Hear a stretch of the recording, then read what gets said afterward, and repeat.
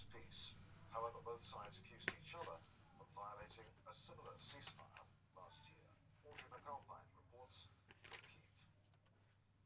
Now, there's a lot of skepticism here around the feelings around this ceasefire. I was seated in a restaurant yesterday evening when this news was announced, and it was met by a lot of audible remarks dismissing it, the Russian side. The overall feelings that I heard from Ukrainians were that there may well be an Easter ceasefire this weekend, but what happens thereafter, which I think speaks to the inherent distrust that exists between these two countries. And perhaps somewhat ironically, not long after this announcement, the air raid siren could be heard through Kyiv. But either way, what we've seen from the announcement of this ceasefire is that it's something that's happened individually from both sides.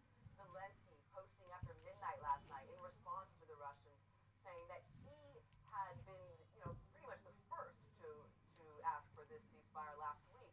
And likewise, the Russians saying that they were proceeding under the assumption that the Ukrainians will follow the example of the Russian Federation. So we have two sides quite unilaterally declaring a ceasefire. It doesn't appear that they've agreed on this together, which suggests that this is fully in adherence to the Easter holiday and not necessarily something that is moving both sides any closer towards a lasting peace.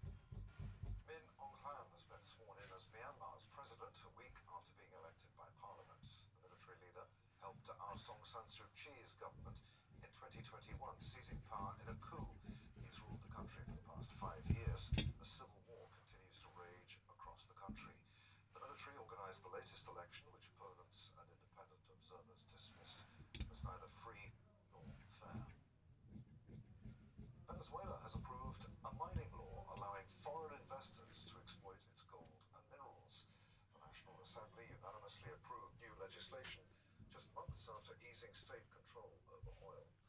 Washington has been pushing Venezuela's government to reform the economy since U.S. forces captured President Nicolas Maduro in January.